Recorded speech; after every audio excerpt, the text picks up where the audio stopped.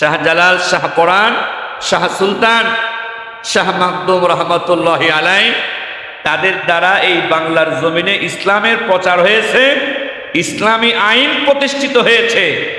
আর তাদের ভক্তদের নামে এখন গাঁজার আয়োজন করে, মদের আয়োজন করে, অশ্লীল নাচ গানের আয়োজন করে এরা ইসলামেরও ক্ষতি করছে। শাহজালাল, শাহ পরাণের মতো বুজুর্গদেরকেও এরা বেইজ্জতি করতেছে।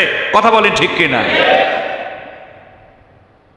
এই জন্য অনেক জায়গায় মাজার ভাঙ্গার কাজকাম অনেকে শুরু করে দিয়েছে এবং অশ্লীল নাচ গান ওই হিন্দুদের মতো সারা রাত ব্যাপী অনেক মাজারে বাজায়। সপ্তাহে বৃহস্পতিবার বা মাসে একবার এরকম বিভিন্ন দিনে তারা করে। এখন এই বিষয়ে দুইটি বিষয়। একটি বিষয় হলো যারা অন্য ধর্মের অনুসারী, হিন্দু, খ্রিস্টান, বৌদ্ধ, তাদের মন্দিরে তারা কি করবে না করবে এই স্বাধীনতা তাদের, এইটা আমরা মুসলমানরা ঠিক করে দিতে পারি না। ধর্ম আলাদা, তার ধর্মের কি নিয়ম পদ্ধতি এটা তারা ঠিক করবে।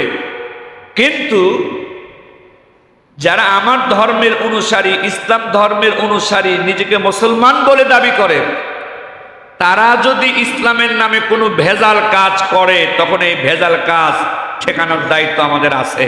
কথা বলেন ঠিক কিনা? আপনি ইসলামের নামে মাজারে সেজদা দিবেন, ইসলামের নামে পীরের পায়ে সেজদা দিবেন, আপনি ইসলামের নামে মাজারে গাঞ্জার আয়োজন করবেন, আপনি মুসলমানের পরিচয় দিয়ে মাজারে নাচ গান ঢোল তাপ্তার আয়োজন করবেন, এইটা শুধু গুনাহের কাজ নয়, বরং এটা ইসলামেরও অসম্মান, এটা ইসলামকেও বেইজ্জতি করা। এই অধিকার মুসলমান নামে কাউকে দেওয়া হয় নাই। তারা যদি চায় অন্য ধর্মের অনুসারী হিসেবে, অন্য ধর্মের পরিচয়ে তারা অন্য ধর্মের কাজ করতে পারে, কিন্তু ইসলামের পরিচয়ে ইসলামের বিরুদ্ধের কাজ ইসলামের নামে চালায় দেওয়ার কোনো সুযোগ নাই। এখন এই বিষয়ে করণীয় হলো যে রাষ্ট্রের কাছে এই দাবিগুলো আমাদের জানানো। যারা ইসলামকে ভেজাল বানিয়ে রাখতেছে, ইসলামের অসম্মান করছে, বেইজ্জতি করছে মুসলমানের নামে, দান করেন নাই, কোনো আমল করতে বলেন নাই, যার কারণে নবী করিম সাল্লাল্লাহু আলাইহি সাল্লামের জন্মের তারিখটা খুব বেশি গুরুত্বের সাথে এটা লিখিত রাখা হয়নি। আরেকটা কারণ হতে পারে, যেহেতু জন্মের সময় দুনিয়ার মানুষরা জানতো না যে ইনি মুহাম্মদ রাসূলুল্লাহ, সেই জন্য হয়তোবা তার জন্মের তারিখটা কেউ গুরুত্বের সাথে তেমন খেয়াল করে নাই। তবে কথা এতটুকু পরিষ্কার, রবিউল আউয়াল মাসেই নবীজি দুনিয়াতে এসেছিলেন এবং রবিউল আউয়াল মাসেই তিনি দুনিয়া থেকে বিদায় নিয়ে চলে গেছেন। এটি আল্লাহ তাআলার ফয়সালা। আর সরাসরি আল্লাহ তাআলা এবং তার রাসূল আমাদেরকে নবীজির জন্মদিন দিবস উপলক্ষে এবং মৃত্যু দিবস উপলক্ষে আমাদেরকে নির্দিষ্ট কোনো আমলও করতে বলেন নাই। এই জন্য ইসলামে প্রত্যেক বছরের নির্দিষ্ট দিনে একেবারে ঘটা করে, খুব প্রয়োজন মনে করে জন্মদিবস বা মৃত্যু দিবস পালন করাকে হারাম ঘোষণা করা হয়েছে। এটি জায়েজ নেই। বাকি নবী করিম সাল্লাল্লাহু আলাইহি ওয়াসাল্লাম নিজে প্রত্যেক সপ্তাহের সোমবারে রোজা রাখতেন। কিবারে রোজা রাখতেন?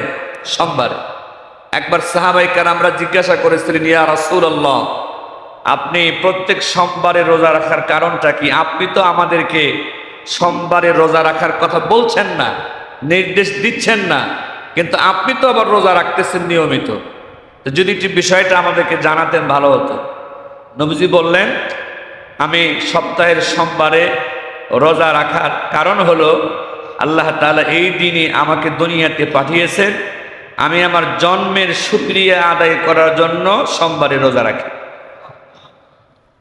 তাহলে এটা নবীজি ব্যক্তিগতভাবে করেছেন, উম্মতকে এই দিনে রোজা রাখতে তিনি বলেননি। এটি তার ব্যক্তিগত একটা আমল ছিল, আল্লাহ তাআলার শুকরিয়া আদায়ের জন্য, জন্মের শুকরিয়া আদায়ের জন্য তিনি সোমবারে রোজা রাখতেন। এখনো অনেকে দেখা যায় ঈদে মিলাদুন নবী নামে বা বিভিন্ন নামে অনেক জায়গায় অনেক কিছু করে যেগুলোর সাথে কোরআন এবং হাদিসের কোনো সম্পর্ক নেই। ঈদ এই শব্দটা ইসলামের দুইটা দিনকে লক্ষ্য করে বিশেষভাবে ব্যবহার হয়েছে, ঈদুল আজহা, ঈদুল ফিতর, এবং জুমার দিনকেও মুসলমানের সাপ্তাহিক ঈদ হিসেবে উল্লেখ করা হয়েছে। কিন্তু মূলত ঈদ দুইটি, ঈদুল ফিতর, ঈদুল আজহা। এখন নতুন করে কিছু ভাই মুসলমান পরিচয়ে যারা মূলত মাজার ভক্ত, যারা মাজারে সেজদা দেন, পীরের পায়ে সেজদা দেন, নামাজ কালামের সাথে তেমন সম্পর্ক নাই, অনেকে গাঁজা মদ মাজারে সেবন করেন, এরকম বহু শিরকি কাজ, বেদাতি কাজ, হারাম কাজ মাজার কেন্দ্রিক যারা করে থাকেন, তারাই ঈদে মিলাদুন নবী এই শব্দটাকে বেশি ব্যবহার করে।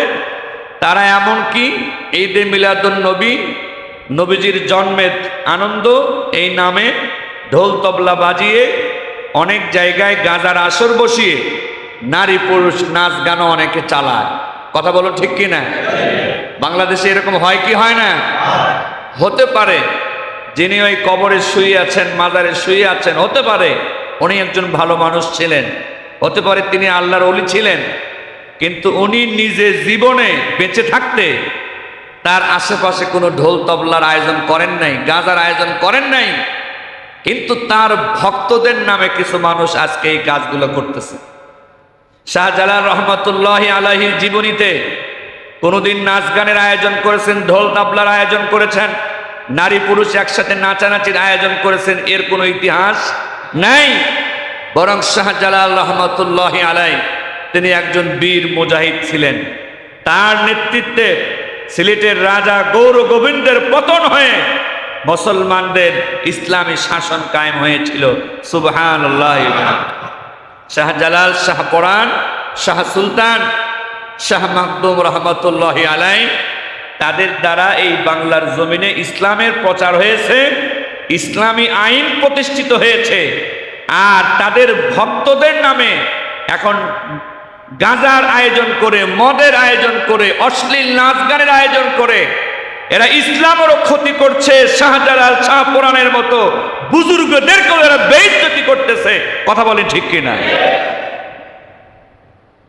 এই জন্য অনেক জায়গায় মাজার ভাঙ্গার কাজ কাম অনেকে শুরু করে দিয়েছে, এবং অশ্লীল নাচ গান ওই হিন্দুদের মতো সারা রাত ব্যাপী অনেক মাজারে বাজায়, সপ্তাহে বৃহস্পতিবার বা মাসে একবার, এরকম বিভিন্ন দিনে তারা করে। এখন এই বিষয়ে দুইটি বিষয়। একটি বিষয় হলো যারা অন্য ধর্মের অনুসারী, হিন্দু, খ্রিস্টান, বৌদ্ধ, তাদের মন্দিরে তারা কি করবে না করবে এই স্বাধীনতা তাদের, এইটা আমরা মুসলমানরা ঠিক করে দিতে পারি না। ধর্ম আলাদা, তার ধর্মের কি নিয়ম পদ্ধতিটা তারা ঠিক করবে। কিন্তু যারা আমার ধর্মের অনুসারী, ইসলাম ধর্মের অনুসারী, নিজেকে মুসলমান বলে দাবি করে, তারা যদি ইসলামের নামে কোনো ভেজাল কাজ করে, তখন এই ভেজাল কাজ ঠেকানোর দায়িত্ব আমাদের আছে। কথা বলেন ঠিক কিনা? আপনি ইসলামের নামে মাজারে সেজদা দিবেন, ইসলামের নামে পীরের পায়ে সেজদা দিবেন, আপনি ইসলামের নামে মাজারে গাঞ্জার আয়োজন করবেন, আপনি মুসলমানের পরিচয় দিয়ে মাজারে নাচ গান ঢোল তাবলার আয়োজন করবেন, এইটা শুধু গুনাহের কাজ নয়, বরং এটা ইসলামেরও অসম্মান, এটা ইসলামকেও বেইজ্জতি করা। এই অধিকার মুসলমান নামে কাউকে দেওয়া হয় নাই। তারা যদি চায় অন্য ধর্মের অনুসারী হিসেবে, অন্য ধর্মের পরিচয়ে তারা অন্য ধর্মের কাজ করতে পারে, কিন্তু ইসলামের পরিচয়ে ইসলামের বিরুদ্ধের কাজ ইসলামের নামে চালায় দেওয়ার কোনো সুযোগ নাই। এখন এই বিষয়ে করণীয় হলো যে রাষ্ট্রের কাছে এই দাবিগুলো আমাদের জানানো। যারা ইসলামকে ভেজাল বানিয়ে রাখতেছে, ইসলামের অসম্মান করছে, বেইজ্জতি করছে মুসলমানের নামে, তাদেরকে যেন এই অসম্মানীমূলক কাজ রাষ্ট্র করতে না দেয়। প্রশাসনিকভাবে যেন তাদের বিরুদ্ধে ব্যবস্থা নেওয়া হয়। তারা যদি বুঝতে ভুল করে থাকে, দেশের বড় বড় আলেমদেরকে সাথে নিয়ে সরকার ওই মাজারে যারা আছে তাদের সাথে একটা আলোচনার উদ্যোগ নিতে পারে। আলোচনার মাধ্যমে তাদের ভুলগুলো তাদেরকে ধরিয়ে দেওয়া দরকার, সংশোধন করা দরকার। ভুল ধরিয়ে দেওয়ার পরেও যদি তারা সংশোধিত না হয়, প্রশাসনিকভাবে সরকার তাদের এই ভণ্ডামি কাজগুলো বন্ধ করে দেওয়া দরকার। কিন্তু আমরা যদি সবাই আইন নিজের হাতে তুলে নেই, আমরা যদি নিজেরা মাজার ভাঙতে থাকি, তাহলে এই জিনিসটাকে আমাদের দুশ্মন, ইসলামের দুশ্মন, অন্য ধর্মের হিন্দু, খ্রিস্টান, বৌদ্ধ, এই ধর্মগুলোতে আমাদের চিহ্নিত কিছু দুশ্মন আছে যারা এমনিতেই আমাদের বিরুদ্ধে মিথ্যা কথা বলে, আবার এই মাজারকে কেন্দ্র করে আরো আমাদেরকে উগ্রবাদী হিসাবে তুলে ধরার সুযোগ পাবে। কথা বলেন ঠিক কিনা? এই জন্য আমি একজন ছোট আলেম হিসেবেও আপনাদেরকে এটা বলতে পারি, কোনো জায়গার কোনো বিষয়ে যদি আমাদের আপত্তি থাকে, কোনো কথা থাকে, নিয়মতান্ত্রিকভাবে ওলামায়ে কেরামের সাথে আলোচনা করে এই বিষয়গুলো রাষ্ট্রের দায়িত্বশীলদের কাছে পৌঁছানো আমাদের প্রথম দায়িত্ব, এবং রাষ্ট্রের মাধ্যমেই এই সমস্যাগুলোর সমাধান করাটা আমাদের দ্বিতীয় দায়িত্ব। কিন্তু আমরা রাষ্ট্রের সহযোগিতা না নিয়ে, ওলামায়ে কেরামের সহযোগিতা না নিয়ে ধর্মীয় বিষয়গুলোতে সাধারণ মানুষ কোনো সিদ্ধান্ত দেওয়াটা ঠিক নয়। এর দ্বারা আবার নতুন করে আরেকটি ভুল হওয়ার সম্ভাবনা থাকে। এজন্য আমরা সরকারের কাছে উদাত্ত আহ্বান জানাই, এই ভণ্ড মাজারগুলো যেগুলো ভণ্ডদের দ্বারা পরিচালিত, এই পেটখোরদের দ্বারা, পেট পূজারীদের দ্বারা পরিচালিত, যেই মাজারগুলো গাঞ্জাখোরদের দ্বারা পরিচালিত, যেই মাজারগুলো অশ্লীল ল্যাংটা লোকদের দ্বারা পরিচালিত, সরকার যেন অতি দ্রুত আলেম ওলামাদেরকে সাথে নিয়ে এই লোকদের সাথে বৈঠকের ব্যবস্থা করে তাদের ভুলগুলোকে সহজে সংশোধন করে এই দেশের অলিয়া উলিয়াদের মাজারগুলো যেন পবিত্র করে দেয়। কথা বলেন ঠিক কিনা? এটি যদি রাষ্ট্র করতে ব্যর্থ হয় বা ইচ্ছাকৃতভাবে না করে, তখন আমাদের প্রতিবাদের জায়গাটা আরো কঠোর হবে। কথা বলেন ঠিক কিনা? নবী করিম সাল্লাল্লাহু আলাইহি ওয়াসাল্লাম তিনি আমাদেরকে পরিপূর্ণ ইসলাম উপহার দিয়েছেন এবং আমাদেরকে পরিপূর্ণ ইসলাম মেনে চলার কথাও বলেছেন। ইসলাম আংশিক নয়, আংশিক ইসলাম মানার সুযোগও নাই। ইসলাম পরিপূর্ণ, আমাকে আপনাকে ইসলাম মানতেও হবে পরিপূর্ণ। ইসলাম যেমন কোনো ল্যাংড়া নয়, ইসলাম কোনো অসম্পূর্ণ ধর্ম নয়। আমি আপনি মুসলমান ল্যাংড়া মার্কা মুসলমান হতে পারি না। নবী করিম সাল্লাল্লাহু আলাইহি ওয়াসাল্লাম আল্লাহ তাআলার দেওয়া পরিপূর্ণ ইসলামকে পালন করার জন্য এবং নবীজির হাতে হাত দিয়ে ইসলাম গ্রহণকারী মুসলমানেরা, সাহাবায়ে কেরামেরা ইসলামকে পরিপূর্ণ পালন করার জন্য সব কিছুর মায়া মমতা ত্যাগ করে প্রয়োজনে স্ত্রী, সন্তান, বাড়িঘর সব কিছু ছেড়ে দিয়ে হিজরত করে হলেও পরিপূর্ণ ইসলাম মানার চেষ্টা তারা করে গেছেন। এই জন্য হিজরত এটি ইসলামের গুরুত্বপূর্ণ একটি বিধান। কিছু কিছু সময়ে হিজরত করা ফরজ হয়ে যায়। হিজরতের বিধান নবী করিম সাল্লাল্লাহু আলাইহি ওয়াসাল্লাম আল্লাহ তাআলার পক্ষ থেকে নির্দেশপ্রাপ্ত হয়ে হিজরতের বিধান তিনি দান করেছেন। এক নম্বরে নিজ দেশে ইসলামের যে মূল ফরজ যে বিধানগুলো আছে, যদি নিজের দেশে কোনো ব্যক্তি ইসলামের ফরজ বিধানগুলো পালন করতে বাধা প্রাপ্ত হয়, ইসলামের ফরজ বিধানগুলো যদি তার দেশে তার সরকার, তার সমাজ সঠিকভাবে পালনের সুযোগ না দিয়ে বরং বাধা দেয়, ওই মুসলমানের জন্য পরিপূর্ণ ইসলাম মানার স্বার্থে প্রয়োজনে নিজের দেশ ছেড়ে দিয়ে আরেকটি ইসলামের দেশে চলে যাওয়াটা ফরজ হয়ে যায়। সুবহানাল্লাহ। নিজের দেশে ইসলাম পরিপূর্ণ পালন করতে বাধা দেওয়া হচ্ছে, কোনোভাবেই রাষ্ট্র সমাজ তাকে তার ইসলাম পরিপূর্ণ মানতে দিচ্ছে না। ইসলামকে বাদ দিয়ে আংশিক মানার সুযোগ নেই।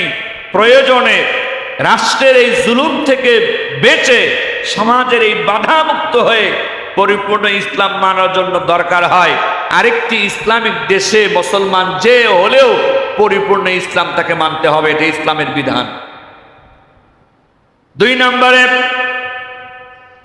নিজ দেশে যদি কোনো ব্যক্তি কষ্টদায়ক পরিস্থিতির সম্মুখীন হয়, ইসলাম পালন করতে পারতেছে ফরজ বিধানগুলো মানতে পারে, কিন্তু বিভিন্নভাবে ওই সমাজের ওই এলাকার লোকেরা ইসলাম পালনে তারে তুচ্ছ তাচ্ছিল্য করে, অপমান করে, তারা কষ্ট দেয়। এমতো অবস্থাতেও চাইলে সে হিজরত করে কোনো ইসলামিক দেশে চলে যেতে পারে, যাতে খুশি মনে ইসলামের বিধানগুলো সে পালন করতে পারে।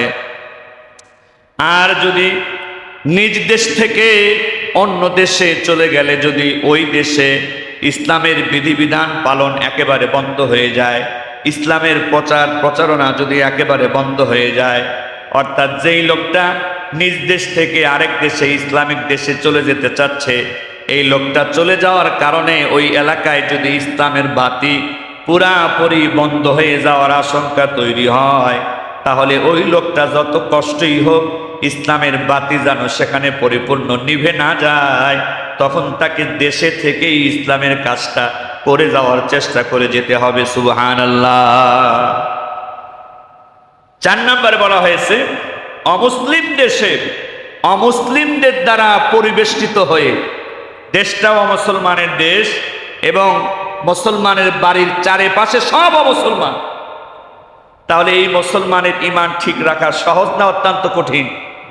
আপনি মুসলমান, আপনার বাড়ির আশেপাশে কোনো মসজিদও নাই, আপনার বাড়ির আশেপাশে কোনো মুসলমানও নাই, সব খ্রিস্টান বা হিন্দু বা বৌদ্ধ, আপনি একা মুসলমান। তখন এই হিন্দুদের তাদের ধর্মীয় যে আচার আচরণ অনুষ্ঠানগুলো, খ্রিস্টানদের আচার আচরণ অনুষ্ঠানগুলো আপনার উপরে এমনভাবে প্রভাব বিস্তার করতে পারে, এক সময় নামে মাত্র মুসলমান থাকতে থাকতে আপনি বেঈমানও হয়ে যেতে পারেন। কথা বলে ঠিক কিনা? যেমন ভারতে অনেক সময় আমরা দেখতে পাই, খবরে আসে, পূজার সময় অনেক মুসলমান পূজার যে প্রসাদ, যেটা মূর্তির নামে উৎসর্গ করা হয়েছে যে খাবার, অনেক মুসলমান কেউ এটা না বুঝে খায়, কেউ আবার বাধ্য হয়ে এই প্রসাদ খেতে যেতে বাধ্য হয়। অথচ কোরআনে আল্লাহ তাআলা বলেছেন যে যেই জিনিসগুলো আল্লাহ ছাড়া অন্য কারুর নামে উৎসর্গ করা হয়েছে, ওই জিনিস মুসলমানের জন্য খাওয়াটা হারাম।